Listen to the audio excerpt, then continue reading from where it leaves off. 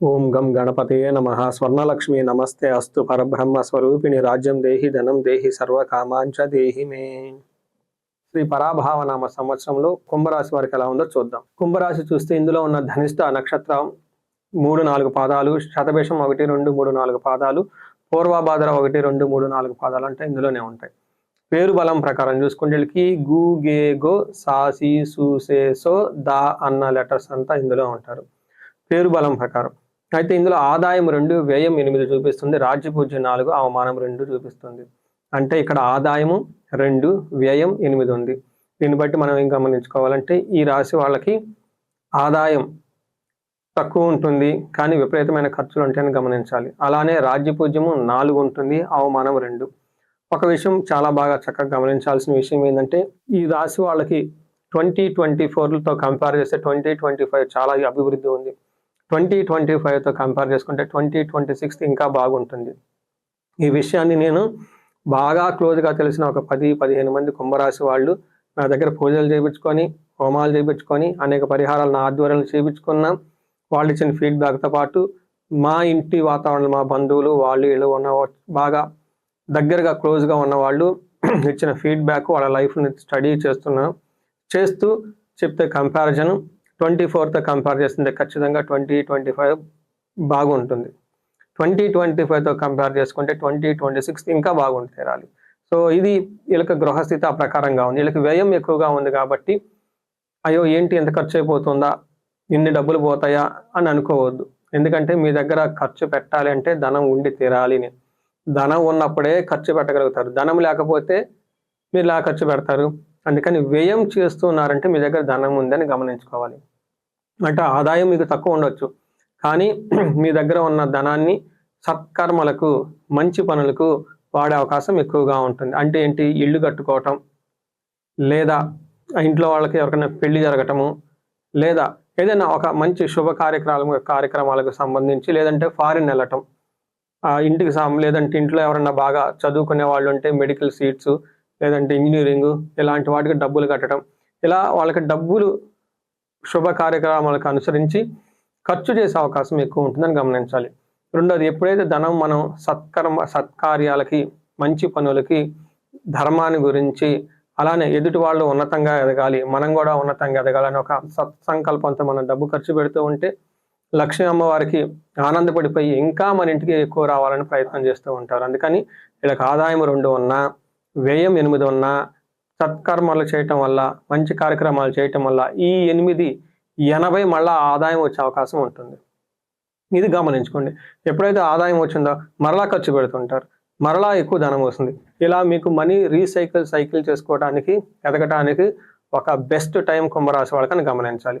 అలానే రాజ్యపూజ్యం 4 ఉంది. అంటే మీకు ఇంతకుముందు ఈ ఏలినాటి శని ప్రభావంతో విపరీతమైన ప్రాబ్లమ్స్, లేదంటే ఎదుటి వాళ్ళు మీకు సపోర్ట్ చేయటం లేని పరిస్థితి నుంచి ఈ టైంలో, ఉగాది రాశి టైంలో మీకు ప్రతి ఒక్కళ్ళు గౌరవం ఇవ్వడం స్టార్ట్ చేస్తారు. మీ మాటకి విలువ ఇవ్వటం స్టార్ట్ చేస్తూ ఉంటారని గమనించాలి.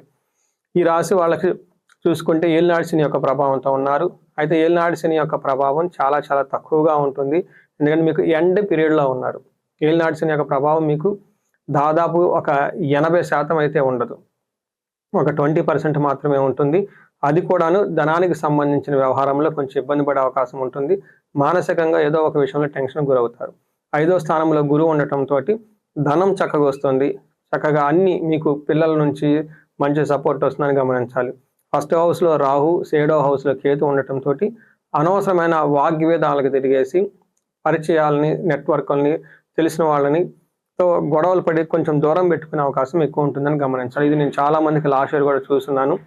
లాస్ట్ 1 ఇయర్ నుంచి, 1.5 ఇయర్ నుంచి రాహుకేతువులు వీళ్ళకి 7th హౌస్లో ఉండటంతో చాలా మందికి భార్యాభర్త మధ్య గొడవలు రావటం, డిస్టర్బెన్స్ రావటం, ఈ అనవసరమైన అపోహలు ఎక్కువగా ఉన్నాయి. అయితే ఇది ఇంకా కంటిన్యూ అయ్యే అవకాశం ఎక్కువ ఉంటుందని గమనించాలి.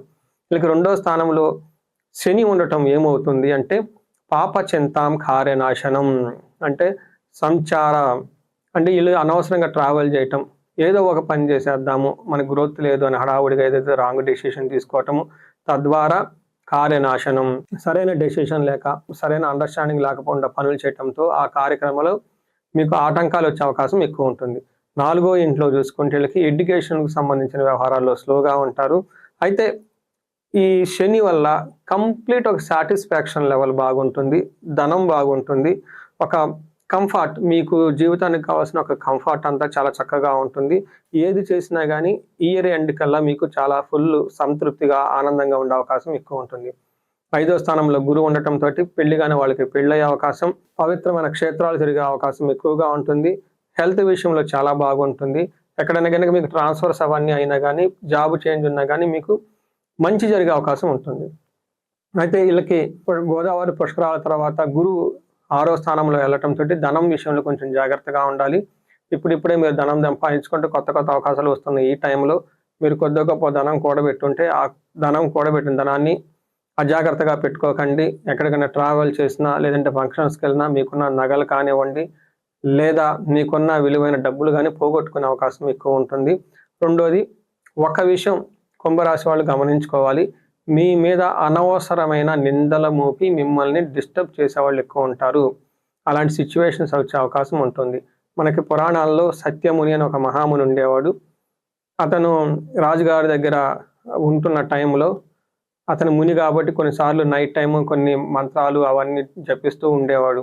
అతను ఒకసారి ఏదో కొన్ని కారణంలో ఆ కోటను అంతా తిరగటూ రాజుగారికి కనిపించారు. నెక్స్ట్ డే మర్నాడు ఆ రాజుగారి యొక్క నగలు పోయినప్పుడు వీళ్ళు రాజభట్లు ఆయన చూసి, ఈ ముని ఇలా తిరుగుతున్నాడు, అతను తీసుకున్నాడని ఒక రాజుగారికి చెప్పడంతో రాజుగారు అపోహకు గురయ్యి ఈ మునిని చాలా శిక్షిస్తారు.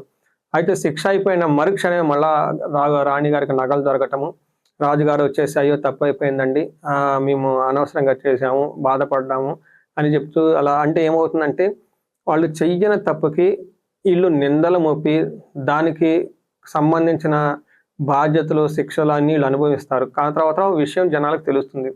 ఇలా మీ దగ్గర కూడా జరుగుతుందని కాదు, బట్ ఇలాంటి జరిగే అవకాశాలు ఎక్కువ ఉంటుంది.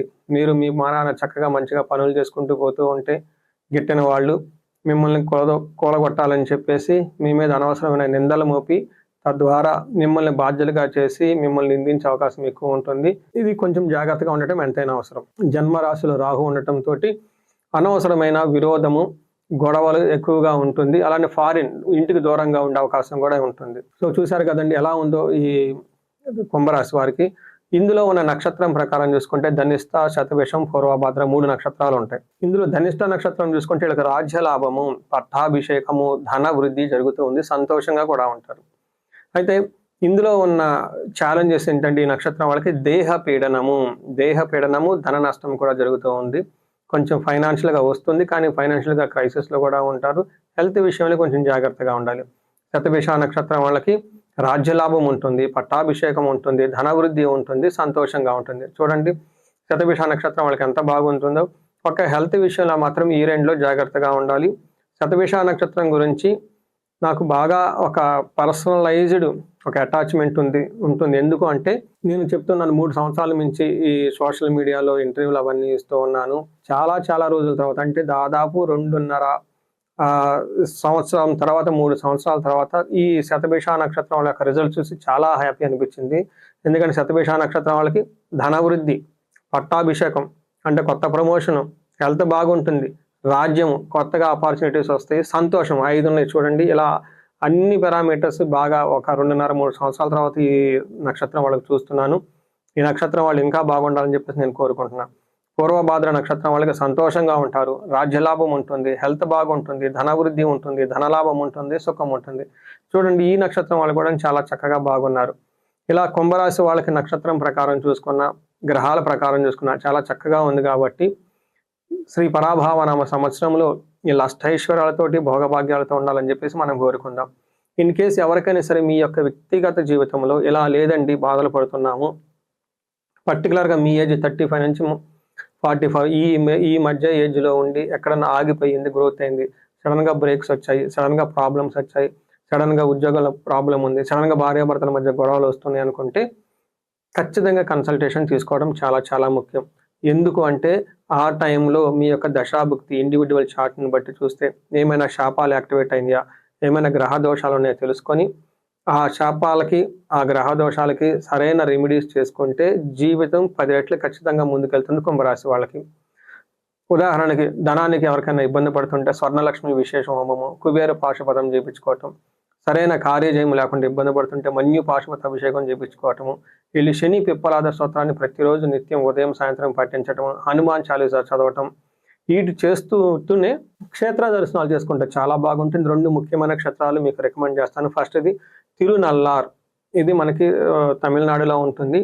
అక్కడ శనీశ్వరుకి సంబంధించి తైలాభిషేకం చేస్తారు. అది ఖచ్చితంగా ఆ తైలాభిషేకం చేయించుకోవటం ముఖ్యం. వీటితో పాటుగా గుంటూరు దగ్గర కోటప్పకొండ అని ఉంటుందండి. ఇక్కడ మేధా దక్షిణామూర్తి స్వరూపం శివుడు ఉంటారండి కొండ మీద. చాలా మందిని పంపించాను ఎవరికైనా అకాడమిక్స్ లో వీక్ గా ఉన్నా కానీ శనికి గురువుకి సంబంధించి. ఎందుకంటే గురువుకి ప్రత్యేకంగా కొండ మీద ఉన్న ఒక పెద్ద ఆలయం ఏదైనా ఉంటే కోటప్పకొండ. అక్కడ మేధా దక్షిణామూర్తి యొక్క తత్వం అంతా ఉంటారు. ఎవరైతే ఇప్పుడు పీఠాధిపతులు పెద్ద ఉన్నారో వాళ్ళంతా ఈ కోటప్పకొండకి ఏదో ఒక విధంగా అసోసియేట్ ఉన్న వీళ్ళు పూర్వీకులు ఎవరో ఒకళ్ళు ఖచ్చితంగా ఉండి తీరుతారు. అందుకని ఎవరికైనా అకాడమిక్స్ లో వీక్ గా ఉన్న, గురుగ్రహం సరిగా లేకపోయినా, ధనం సరిగా లేకపోయినా, జ్ఞానం సరిగా లేకపోయినా, పెళ్లిళ్ళు కాకపోయినా కానీ ఆ కోటప్పకొండ దగ్గర మహిమ కలిగిన టెంపుల్, అక్కడ గిరి ప్రదక్షిణ కూడా చేస్తూ ఉంటారు. చిన్న ఆశ్రమాలు కూడా చాలా ఉన్నాయి. అక్కడ మీరు టైం స్పెండ్ చేయండి. అక్కడ ముఖ్యంగా చాలా మందికి తెలవని ఏంటంటే ప్రతి గురువారము ఒక హోమం చేస్తారు గురువుకి సంబంధించి. అలా గురువుకి ఎక్స్క్లూజివ్గా హోమం చేసే టెంపుల్ ఏదైనా ఉందంటే అది నాకు తెలిసేది అదొక్కటే. అక్కడ చక్కగా చాలా మంది చేయించుకుంటూ ఉంటారు. అక్కడ ఒక హోమం సామూహికంగా చేస్తుంటారు దేవాలయం వాళ్ళు, కమిటీ వాళ్ళు, చాలా తక్కువ రేటుగా అది ఒక హోమం చేయించుకోండి. అలా అక్కడ టైం స్పెండ్ చేయండి. వీటితో పాటు ఇంకా మీకేదైనా కనుక సమస్య ఉన్నా కానీ ఎక్కువగా టైం తీసుకోకుండా, బాధపడకుండా కన్సల్టేషన్ తీసుకోవాలని చెప్పేసి నేను కోరుకుంటున్నాను. నమస్తే.